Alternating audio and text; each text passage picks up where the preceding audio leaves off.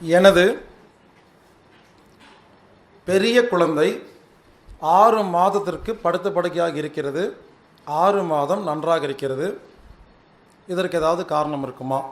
புரிஞ்சுக்கங்க, பல வீடுகளில் இந்த மாதிரி ஒரு பிரச்சனை இருக்குது. அவங்க வீட்டில் 2 குழந்தை இருக்கும்.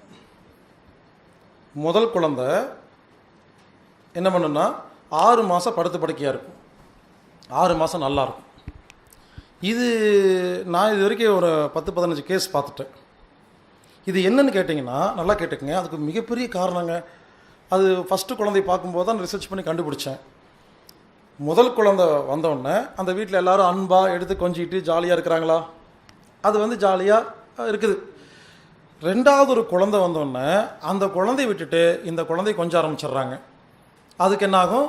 ஓ, நமக்கு ஒரு போட்டி, ஒரு ஆள் வந்துருச்சா, நம்ம மேலே பாசம் இல்லையா அப்படின்னு ஏங்கி ஏங்கி ஏங்கி அந்த சின்ன குழந்தை பெட்டில் உட்காந்தா இது போய் பக்கத்தில் போய் உட்காந்துக்கும். இது நானும் உட்காடுறேங்கோ, ஒரு சாக்லேட் வாங்கி எனக்கும் கொடுங்கோ. அதுக்கு ஜெயிக்க தெரியாது. ஏன்னா முதல் குழந்தை. 2வது குழந்தை ஜெயிச்சிரும். ஏன்னா சின்ன குழந்தைங்கனால விட்டு கொடுத்துருவாங்க எல்லாரும். பெரியவங்கெல்லாம் பெரியவங்க நீ விட்டுரு, பெரிய நீ பேசாமரு சொல்லி சொல்லி சொல்லி சொல்லி சொல்லி அந்த குழந்தைக்கு ஒரு மாதிரி ஒரு ஃபீல் வந்தோடனே அது என்ன ஆகுன்னா 6 மாதம் அதனால் எதுவுமே செய்ய முடியாது. 6 மாதம் குழுக்கெல்லாம் போகாது. 6 மாதம் பார்த்தா ஃப்ரெஷ்ஷாக இருக்கும். அது எப்படின்னு கேட்டால் அந்த குழந்தையோட தன்மையை பொறுத்து இருக்குது. அந்த குழந்தை சூடு குழந்தையாக இருந்தால் அந்த குழந்தை குளிர் காலத்தில் நல்லாயிருக்கும், வெயில் காலத்தில் இந்த மாதிரி படுத்துக்கும். குளிர்ச்சி குழந்தையாக இருந்தால் குளிர் காலத்தில் படுத்துக்கும், வெயில் காலத்தில் இந்த உட்காந்துருக்கும். இது 6 மாதத்துக்கு ஒருக்கா நம்ம கிளைமேட் மாறுது இல்லைங்களா, அதை பொறுத்து மாறுங்க. ஸோ அந்த மாதிரி இருக்கும் பொழுது அதுக்கு சில ட்ரீட்மெண்ட் இருக்குது. அப்போ என்ன பண்ணணும், பேரண்ட்ஸ் நம்மளாம் பிளான் போட்டு அந்த குழந்தைய இந்த சந்திரமுகி படம் மாதிரி அந்த குழந்தைக்கு சில ட்ரீட்மெண்ட்லாம் கொடுக்கணும். எப்படின்னா சும்மா நடிக்கணும், ஒரு நாடகம் நடித்து அந்த சின்ன குழந்தையை விட இந்த குழந்தைக்கு தான் அன்பு அதிகங்கிற மாதிரி வீட்டில் காமிச்சு, சப்போஸ் ஒரு எக்ஸாம்பிள் சொல்கிறேன், இதெல்லாம் இப்படி தான் பண்ணணும்னு சொல்ல வரல, ரீசன் புரிஞ்சுக்கிட்டா நீங்களே சரி பண்ணிக்கலாம். அப்போ என்ன பண்ணணும், சின்ன குழந்தை வீட்டில்னு வச்சுங்களேன், இந்த பெரிய குழந்தை மட்டும் இருக்குன்னா, அப்போது ஆக்சுவலாக சின்ன குழந்தை திட்டலாம் முடியாது, நம்ம குழந்தை தான். அந்த குழந்தைகிட்ட பாரு, அந்த சின்னது வந்தனால உன்னை கவனிக்கவே முடியாமல் போச்சு, பாவனின்னு சொல்லி இந்த மாதிரி வார்த்தைகள் எல்லாம் பேசி அந்த அந்த குழந்தைக்கு ஆறுதல் கொடுத்துட்டே இருக்கணும். அப்போது எப்போ எது நடந்தாலும் 2 பேத்துக்கு ஒரே மாதிரி வாங்கி கொடுக்குறதுன்னு. பிரச்சனை என்னன்னு புரிஞ்சுக்கோங்க, அந்த பெரிய குழந்தைக்கு ஜலஸ் வந்துருச்சு.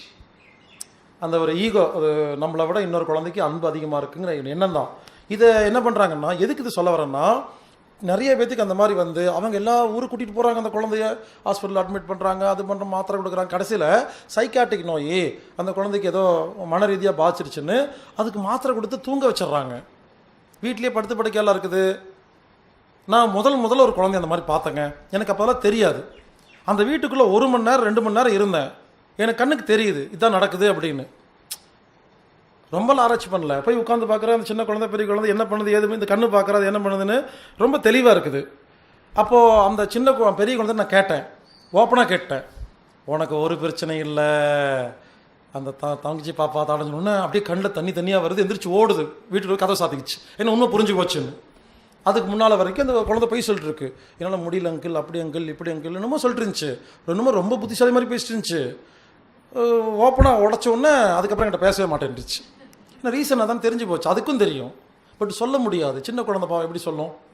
ஸோ இந்த மாதிரியும் ஒரு சிக்கல் இருக்குங்கிறனால குழந்தைகளை வளர்க்கும் பொழுது நீங்கள் அந்த ஏதாவது ஒரு குழந்தைக்கு ஒரு வியாதி வந்தால், அது இந்த மாதிரி ரொம்ப பெரிய பெரிய வியாதிகள், சைக்காட்டிக் ப்ராப்ளம் வந்துச்சுன்னா, அது வீட்டில் இருக்கிற அன்பு அது ஏதோ மிஸ் ஆகுதுன்னு கண்டுபிடிச்சி அதுக்கு தகுந்த மாதிரி அந்த குழந்தைக்கு ட்ரீட்மெண்ட் தந்தால் தான் குணமாகுமே தவிர, தயவு செய்து இந்த சைக்காட்டிக் ஹாஸ்பிட்டலில் கூட்டிகிட்டு போய் அவங்க என்ன பண்ணுறாங்கன்னா, தூக்க மாத்திரை கொடுத்து படுக்க வச்சிடுறாங்க, ஒரு முத்திரை குத்துடுறாங்க, எம்ஆர் சைல்டு அது இதுன்னு ஏதோ புஸ்ஆர்டர் ஏதோ சொல்லி அந்த குழந்தையோட வாழ்க்கையை வேஸ்ட் பண்ணிடுறாங்க. ஆர்டிசம்பாங்க, ஏடிஹெச்டிம்பாங்க, பிடிஎஸ்டிம்பாங்க, என்னமோ பேர் வச்சுருப்பாங்க, இதையாக சொல்லிடுவாங்க. அதனால் அது மட்டும் கொஞ்சம் உஷாராக இருந்துக்குங்க.